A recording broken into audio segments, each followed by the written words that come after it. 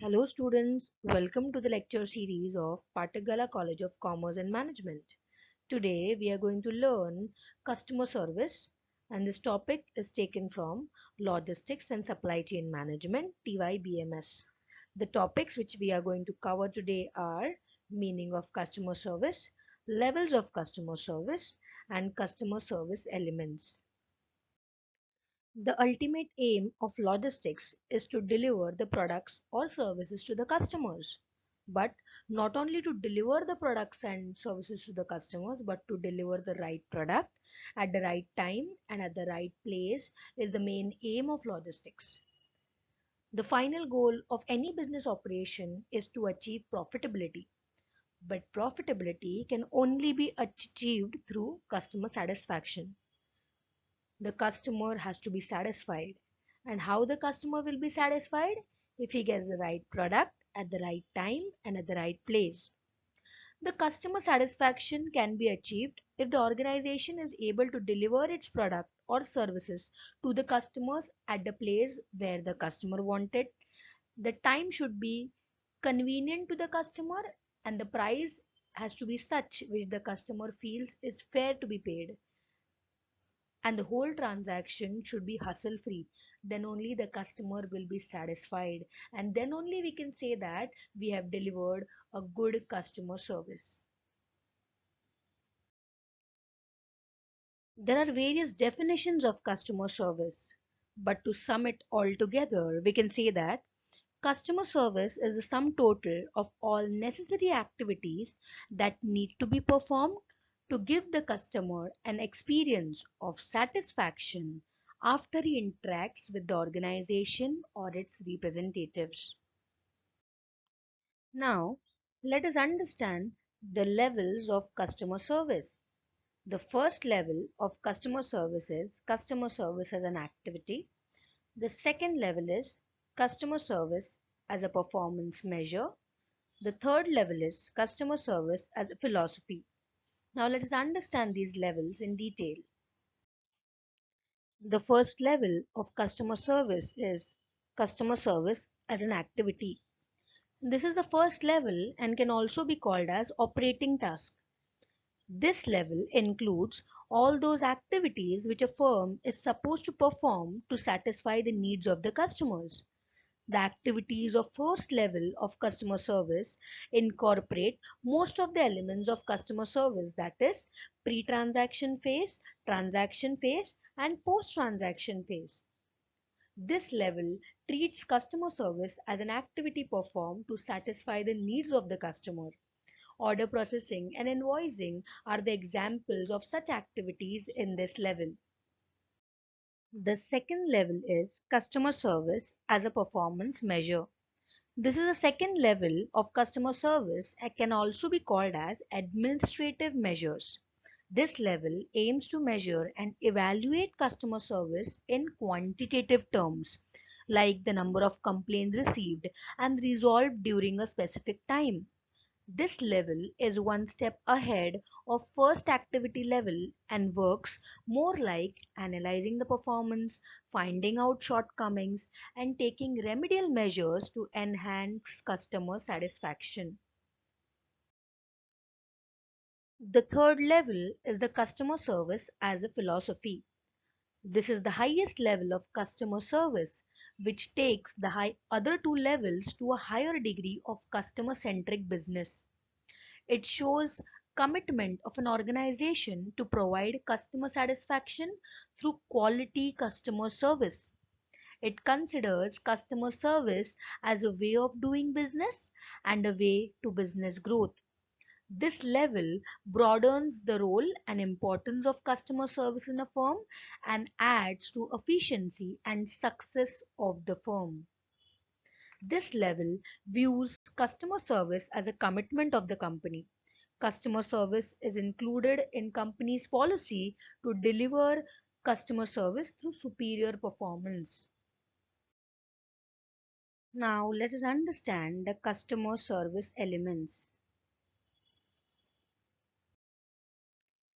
The customer service process consists of several sub-processes and activities which can be divided into three groups.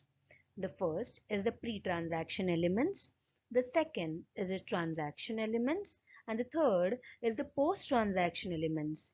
Now, let us understand all of these in detail. The pre-transaction elements include processes or activities which are performed before the transaction occurs between the organization and the customer. Hence, these are related more with planning and strategy formulations. These elements include first, written customer service policy. A written customer service policy statement is a promise or commitment by the company to fulfill whatever is stated in writing. Companies prefer to hand over a written copy of terms of customer service to the customer so that he knows what to be expected from the firm. The next point is accessibility. It means to make it easy for the customer to reach to the company, providing contact points to the customers such as giving them toll-free numbers, email IDs, physical service centers and forums, etc., so that the customer can reach easily to the company in case of any difficulty. The second point is organization structure. For effective implementation of service policy, the company establishes a separate department exclusively for customer service. Similarly, the customers are to be informed about the name, designation, and contact number of the person for any product related queries. Putting proper structure in place and fixing the responsibility for delivering the service help the customer and make it more easy for him to understand whom to contact in case of any problem or query. The next is system flexibility. It means ability of the firm to adjust according to each customer needs and expectations.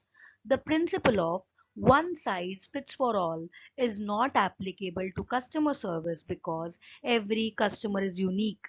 The market conditions and consumer behavior are dynamic in nature, and hence the organization system should be able to respond to the changing dynamic environment in the market. After the pre-transaction elements come the transaction elements. These are the activities that need to be performed during the actual transaction. These elements includes the first point is order cycle time.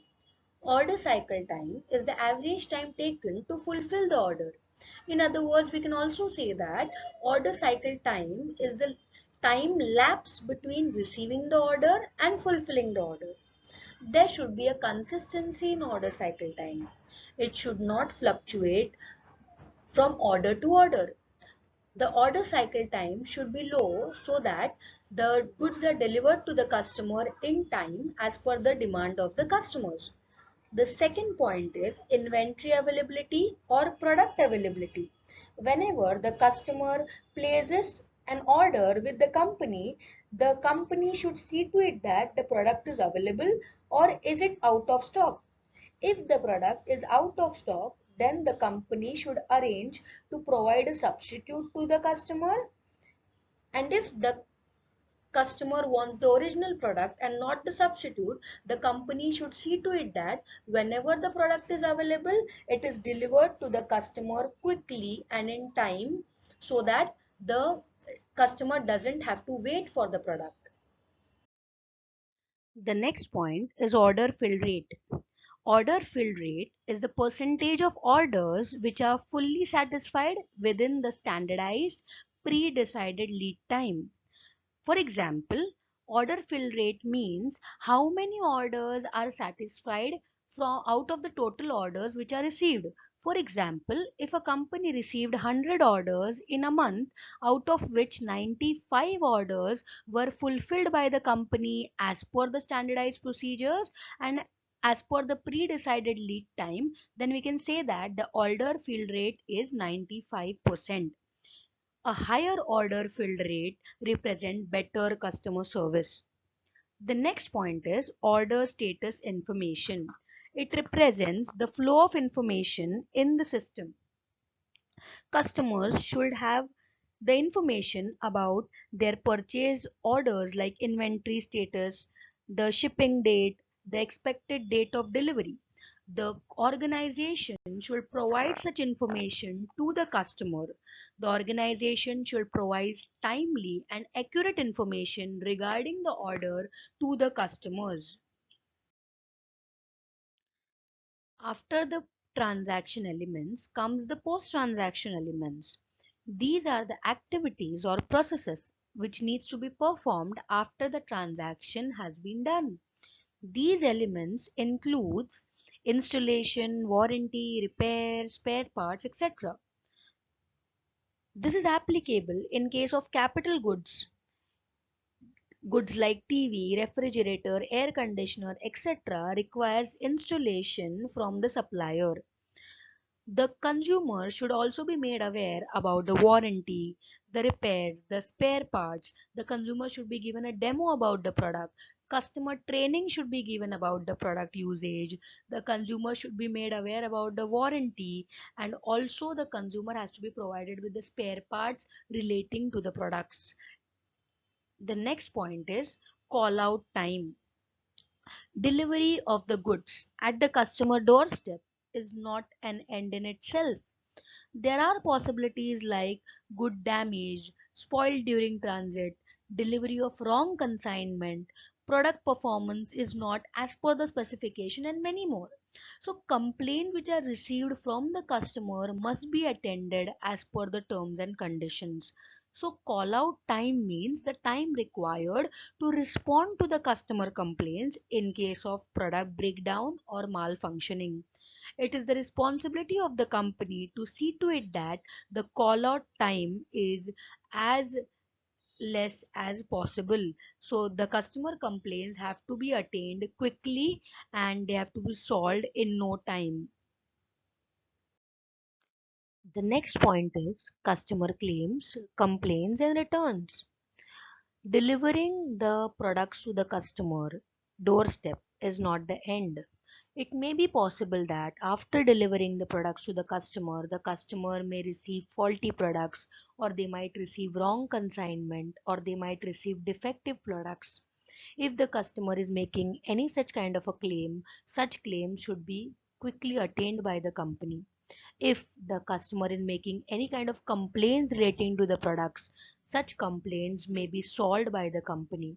If the customer is saying that he has received any defective product, the company should arrange for the repairs of such product or should arrange for replacement of the product. The next point is product tracing. This refers to the organization's ability to trace the product sold in the past and, if necessary, to provide extended warranty to the customers. Through this, the company can build a long lasting relationship with the customer. Through this, the company can be in touch with the customer.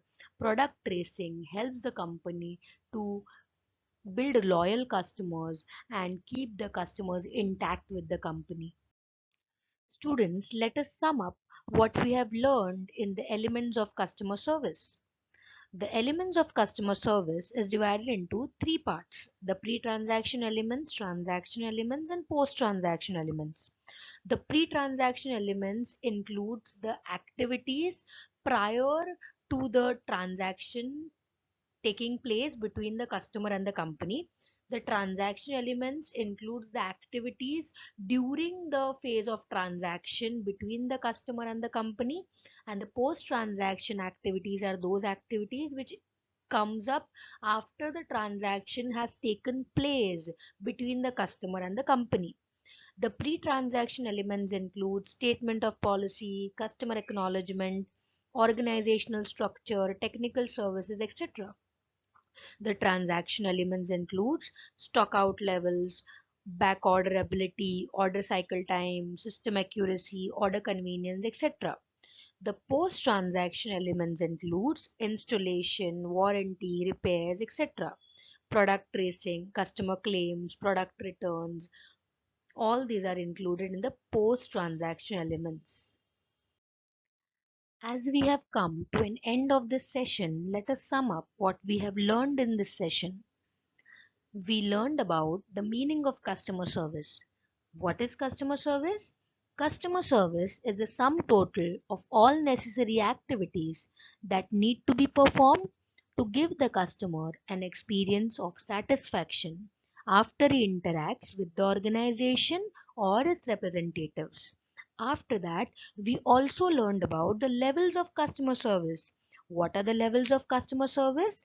There are three levels of customer service as an activity, customer service as a performance measure, and customer service as a philosophy. We also learned about customer service elements. There are three customer service elements: pre-transaction element, transaction elements, and post-transaction elements.